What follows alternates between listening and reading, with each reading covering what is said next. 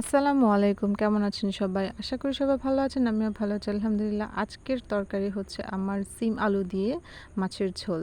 তো ফার্স্টেই আমি এইখানে বড় সাইজের একটা মাছ, কাতলা মাছ ছিল। সেই মাছের ৫-৬ টা পিস আমি মসলা দিয়ে আগে মাখিয়ে রেখেছিলাম এবং সেটাকে আমি হালকা একটু ভেজে তুলে নিয়েছি। এখন এটা আরেকটা কড়াই বসিয়ে এই কড়াইয়ে অল্প পরিমাণ সরিষার তেল দিয়ে নিলাম। তেলটা গরম হয়ে আসার পর এখানে পরিমাণ মতো পেঁয়াজ কুচি আর হচ্ছে ৪-৫ টা আস্ত কাঁচামরিচ দিয়ে দিই। এখন শীতকাল আসার আগেই শীতকালীন সবজির স্বাদ গ্রহণ করা যায়। তাই এখনও তো গরমকাল, প্রচণ্ড গরম। তাও এখন শীতকালীন সবজি সিম পাওয়া যাচ্ছে। আর সেই স্বাদটা একটু ডিফারেন্টই হয়। তো এখানে আমি পেঁয়াজ কুচির সাথে এখানে সব রকম মশলা আমি দিয়ে একটু পানি দিয়ে ভালোভাবে কষিয়ে নিলাম। এখানে মশলা হচ্ছে মরিচের গুঁড়া, ধনিয়ার গুঁড়া, হলুদ আর হচ্ছে অল্প পরিমাণে একটু লবণ স্বাদ মতো দিয়ে নিলাম। এরপর এখানে আলু আর হচ্ছে সিম দিয়ে আমি এই মশলার সাথে এই সবজিটাকে একটু কষিয়ে নেব কিছুক্ষণ।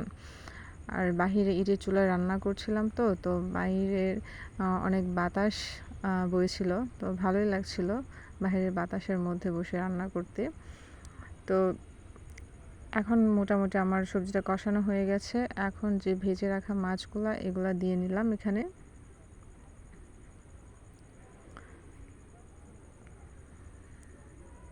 এই তো এখন একটু অল্প পরিমাণে একটু পানি দিয়ে মোটামুটি একটু ঝোল রেখে এখন এটাকে আবার রান্না করার জন্য ঢেকে দেব।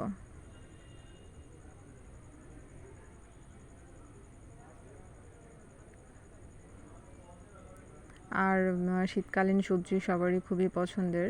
তো শীত আসার আগে যেহেতু এখন শীতকালীন সবজি পাওয়া যায়, সবাই কিনে রান্না করে খায়। তো ভালোই লাগে মোটামুটি। তবে একটা জিনিস কি যে সিজন ছাড়া যদি কোনো কিছু সবজি বা ফল পাওয়া যায় সেটার স্বাদ তেমন একটা ভালো লাগে না। সময়েরটা যেন সময়েই বেশি ভালো লাগে। এই তো বাইরে দেখেন কত বাতাস বইছে, গাছের পাতাগুলো দুলছে, ভালোই লাগছিল। তো এই ফাঁকে আমাদের রান্নাটা কমপ্লিট হয়ে গেল।